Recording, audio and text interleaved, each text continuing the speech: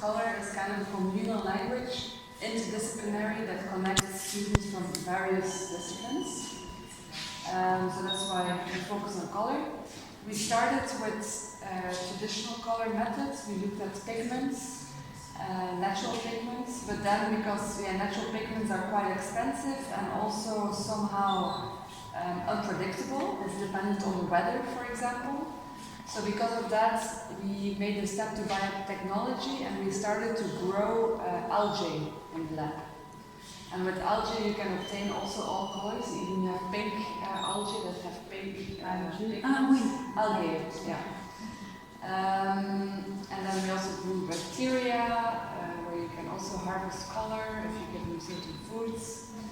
And then my colleague Maria, who was a scientist, she went to a conference and she spoke to a professor there that told her like pigments, it's outdated, you should look into structural colors. Because in structural colors you can make any color of the rainbow and it's a whole new color spectrum, and it's also an interactive color spectrum because it can change color, which is also interesting because you can obtain colors which we don't have the vocabulary for.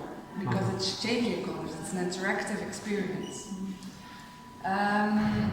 So behind you, one of the main inspirations for the research is nature. So if you look at structural coloration in nature, you can find it in beetles, in peacock feathers, in butterflies, and so on.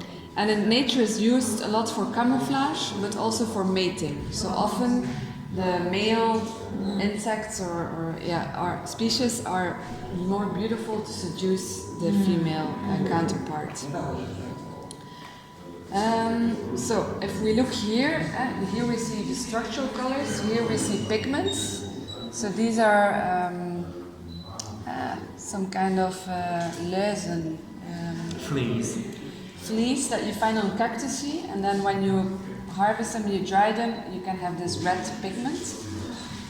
Now color is absorbing all the light and then it's projecting one color back. But structural coloration is a 3D structure on which the color breaks and then you have a range of colors that appears. So this is also like under the microscope, how you see it. So you see a 3D structure. And for example, if you look at the butterfly, you see a 3D structure. It's almost like little pines next to each other. And when the light hits it, it depends on the angle the light hits, you see a different color appearing. Now how do we do it in the lab? We have several ways. Mainly we make structural coloration with melanin, which is basically the black pigment. So what we do is we create synthetic melanin because natural melanin is extremely expensive. So we put two chemicals together, they blend and they produce the melanin, and the melanin you need to imagine as little balls, so they go up and they form a film. So after about a week there is a film that forms. And melanin has a capacity of self-organizing. And depending on the amount of chemicals we put, you get a different thickness of the layer, and the light will break differently depending on the thickness of the layer, and you get a different color. So here, for example, you see the growth of the film. It's of course it dried out already a little bit. So what we do is we put the material first, and then we put the water mixed with the chemicals above, the film forms, and then we take out the liquid with a syringe and the film settles onto the material. It's grow the film, and then you make the film float on the water, and then you scoop with the material just the film. And here you see it's the melanin, it's brown, but depending on how the light hits it, the angle, you get the color, and then when you put it on black, you see the contrast. This is some experiment with structural coloration paints, in which Maria was growing silica particles of the same size, and then you can get a kind of glass-like paint. It's a lot of work for just 5 milliliters of paint, so it's not immediately industrial, but That I also forgot to tell you. One of the main issues in the work is that when you touch the film, you break the structure and it turns black. It's a bit like touching the wing of a butterfly. Right. Then you also get the black dust on your finger. And we haven't managed to create a coating. Because the film is so thin, and then you change the thickness, and then the light can travel through, and so on. And then this technique is anodization, so you can do it with titanium.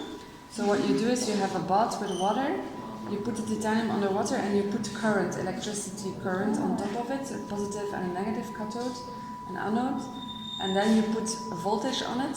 And what then happens is that the titanium oxidizes by itself. And depending on the amount of voltage you put on it, you get a different color. So that's also some kind of structural color, because you also have a very fine layer that goes on top. And we have one work which is made that way. And are they not UV sensitive, these colors? No. So that's the advantage. So, for example, you find fossils of beetles and rocks where you still can see the blue, because the 3D structure in the scale of the beetle got fossilized, and so when the light hits it, you still get the blue. So it's extremely fragile, but at the same time, it's and here you can see that depending on walk around it, the color changes depending on how you look at it, especially those three.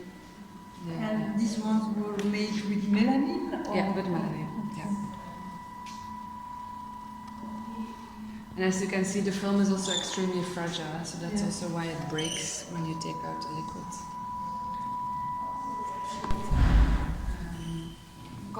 Coral Colors is made by myself and Amandine David, who is also a designer. So it started from the material experiment with the anodizing. I just bought a set and I was experimenting. And then I saw the fresh colors, and I initially had to think about corals and tropical fishes and so on. So then we looked for a story a bit in that direction. And this work is actually based on graphs on how light travels through waters. So for example, this color, which is quite bright, you will not see it anymore at the clearness. While those colors, like the blue is visible, blue-green, is visible more dark. And in the fish world, because of climate change, a lot of fishes have to swim a couple of meters lower because of coolness. But that means that their color palette is perceived in a different way, because they can't recognize each other anymore. They have camouflage problems. So this is the work of Tina Pikkinen. She's a Finnish artist, a painter. So she's very interested in multi-layered experiences, and for her the structural coloration was like, wow, it really enriched my practice in a more ecological way as well. So what she did is, so this is steel on a frame, and then she painted abstract pictures of trees and shades and chairs and people. It's quite hard to filter out. I don't manage myself, but it's coming from an image.